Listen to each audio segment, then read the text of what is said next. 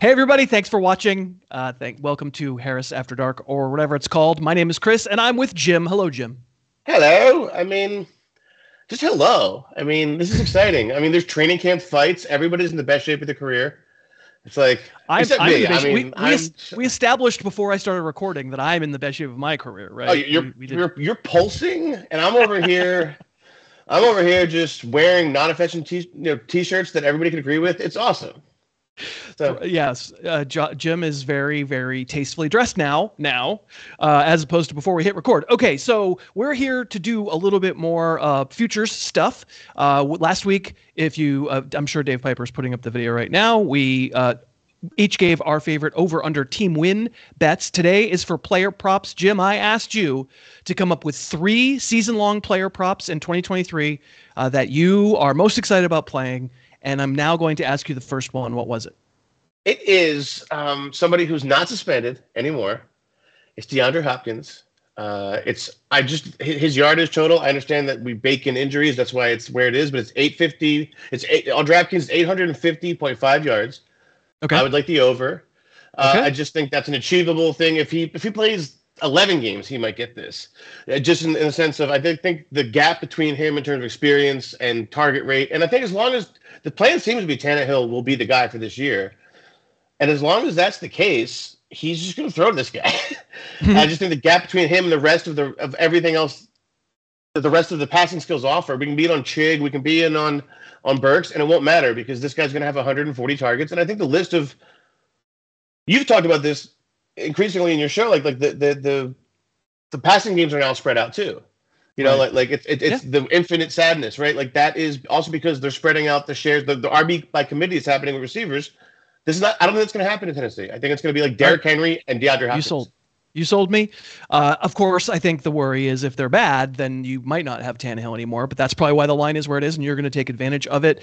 Right. For my first player prop that I like on DraftKings, I'm going to steal it from Chris Raybon, who came on the podcast and did a whole bunch of these with me. I think he had a pretty good point about Justin Jefferson to lead the league in receiving yards. Listen, it's not an amazing return. What is it? Plus 550, so 5 times your money or whatever. But like as Chris said on the show, you'll take 5 times your money. And Jefferson just feels like a better than 20% chance to lead the league in receiving yards. Obviously crushed the field last year and his second year as a rookie. If it hadn't been for Cooper Kupp's ridiculous 1,900 whatever yard season, Jefferson would have won that one too. So it feels to me like this is maybe just like a price problem that they don't want to have any. I mean, he's always the favorite, but they don't want to have anybody be plus 300 because they just can't attract enough bets with that price. But at plus 550, I like it. Yeah, no, that's it. I mean, again, I just talked about the gap between Hopkins and the rest. Like Jefferson is just going to get so many targets, right? He's also very, very, very good. Yeah. Your next one. I'm sorry. One thing in that realm, it's not one of my picks, but it would be like I also liked Amon-Ra St. Brown to lead the league in catches, 18-1, which is cool. So okay, I'm glad you're giving us picks that aren't even your picks. That's really helpful. That's my pick, but it's not in the 3. It's one I considered, and it reminded me because I didn't do odds picks like you just did. I did pure stat over unders. So okay. And so my second one is Justin Herbert over 29.5 touchdowns. He has, last year he had 100 attempts that did not reach the line of scrimmage last year. That did not exceed the down marker on 3rd and 4th downs. And so that led the NFL just peppering. And I just think the change. And I also think he also has the 3rd. I know these are juked because of the volume of these days, but he's the 3rd most touchdowns through 3 seasons ever. Like he had 25 last year in a hellscape of injuries. Like Dave, our producer, had 7 targets last year. Look it up. And so he wasn't Everett, the cool-looking guy. He was the guy who didn't look cool. But the point is that I just think it's all. Here's the other thing. He's also the 2nd shortest odds to lead the league in passing on DraftKings. So I just think like all of that volume and attempts, and again, the coordinator change, I think it all adds up. It adds up to like regression to the touchdown mean, like a person 32, and then I'm 30. I'm catching so. Right. A person with as many yards as the market seems think that Herbert will get. Right, and just naturally should get 30+ touchdowns. I understand. I understand what you're saying. All right, we'll do the second half of this show, but let's thank DraftKings for sponsoring. If you're looking for a place where you can maybe make some of these wagers, if you're in one of those magic states where you're allowed to do so, DraftKings is super easy. We're using the odds. If you believe what we're selling here, go to DraftKings and make a bet. If you haven't yet signed up at DraftKings and you want to right now, all you have to do is download the DraftKings app or go to DraftKings.com. Sign up using the code HarrisTube, one word, HarrisTube, and then make one $5 bet, Jim, and you'll get $200 now in bonus bets, which is the number's going up by the week, but we would suggest that you do it now. So make sure you get that DraftKings app. Sign up using the code HarrisTube. Make one $5 bet, whether it's on these props or NFL futures, or there's college football this weekend, and you'll get $200 in bonus bets. And we would love it if you do so, because that's why DraftKings supports us and lets us do this show. We thank you very much. All right, so we'll do my number 2. I am about to lower Juju Smith-Schuster in my ranks pretty significantly. Really? My moles, everybody I talk to, everybody who seems to know things, and some people who are in a position to know things say that Juju's knee is not right, that he'll probably never be the same, that he's simply not the same explosive guy that he was with the Steelers. I know he's still young, but I think there's something brewing where, like, I don't want him in a season-long fantasy league. I don't want to have to rely on him, period. His yardage number isn't high. His yardage number is 700.5. If he gets to 701 yards, I'm going to be really mad. But I'm going to take the under on Juju's season-long yards at 700.5. Interesting. It's just I didn't. It's a low number.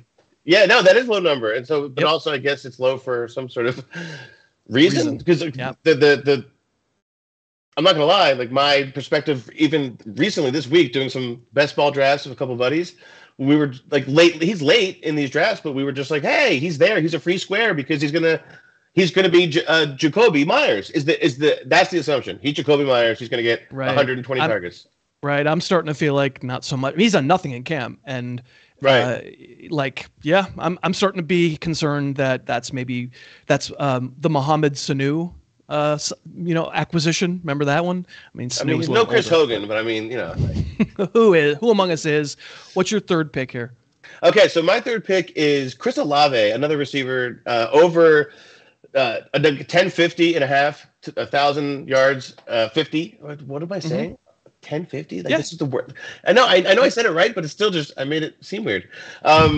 Just Dave put up a graphic, so everybody watching knew exactly what you were saying. He'll fix it for me, thank you. He won't fix what I said, but the idea is I kind of like the car fit there in terms of just bad division, pass. Like, Dave's playing cornerback next year for the Bucks, and it's just like, it's more importantly it's not even it's just market share and and he's already there. Like, we're talking about him just repeating what he's already done, regardless. And so what's in his way? 7 tight ends and Michael Thomas. So 100 targets is obvious. 120 targets might be obvious. So we're talking about injury only here. I think this might be like a number that should be like maybe 50 to 60 yards higher. All right. Well, there's your number 1 pick from Jim. I'll give you my number 1 pick, and it's much more of a player prop, not a over under. So we're looking to make 8.5 times of our money here. But I've got Josh Allen as league MVP. Ooh. It just feels like it's sorted time. Yeah, he gets the Madden cover. There's just you know how this MVP stuff goes. There's becomes a willingness in the air to believe, okay, if this guy has a season, we will give it to him. If this was 1992, he'd be on Growing Pains. I mean, like, he'd be a star. Let's be honest. That's right. He's headed to the star. Is he hanging out with Haley Steinfeld? That's what I mean. What's he doing here? Yeah. Let's see. But so, and honestly, aren't there really, outside of an unexpected player, aren't there 3 guys that could win the MVP really? And aren't they Mahomes and Burrow and Allen? And Allen is simply a better price. And so if it were Mahomes or Burrow who's a better price, maybe so Mahomes is plus 600, Burrow's plus 750, Allen's plus 850. There is a feeling in the air that, to me, that like Allen has now paid his dues, and that if he's willing to, go out there and do the rough statistical equivalent that the best other quarterbacks do, and the team wins 12 or 13 games and no other team wins 16 games, that they'll kind of just go, you know what, it's Josh Allen's turn. It's Mahomes doesn't need another one. Blah, we'll give it to Josh Allen. Burrow hasn't won one yet either. But I think this mostly comes down to, I like the price relative to the other two guys. What do you think? Yeah, I mean, as a current former, I'm not really sure where I sit, Joel Embiid apologist, I know all about waiting for your MVP. And that's right. Voter fatigue is real. There's been, it's real. They're just, Michael Jordan would have 7 MVPs, if not, or whatever. You know what I mean? It doesn't make sense. Right. Tom Brady should have 6, right? So again, you're right. It's not an award about the best player, and it's a narrative award. And yeah, it all matches up. And actually, I think the Bills have actually retooled in ways that people aren't really appreciating. They've gotten younger in some ways on their defensive line in terms of adding some depth, and they've also gotten better in the secondary. I think it's a better team, I'm saying, than the glory of 2 years ago. I think people think they missed their moment, and I don't think that's true. So, well, we'll see if this bet winds up coming to fruition. We would like to know down in the comments what's your, go to DraftKings, fire up the app, check out all their, they have hundreds and hundreds of player props. Pick out your favorite, just post them in the comments. Tell us that this is your best. This is the number one. So let us know in the comments what your favorite is. And thank you so much for watching. Thank you to DraftKings for supporting us, and we'll see you next time. Thanks. Thanks so much for watching. Please, please, please smash that like button, write a comment, tell us who else you'd like to see us review film on, and of course, best of all, please subscribe to our channel and then click that little bell above the subscribe button, and you'll be notified whenever we post a new video.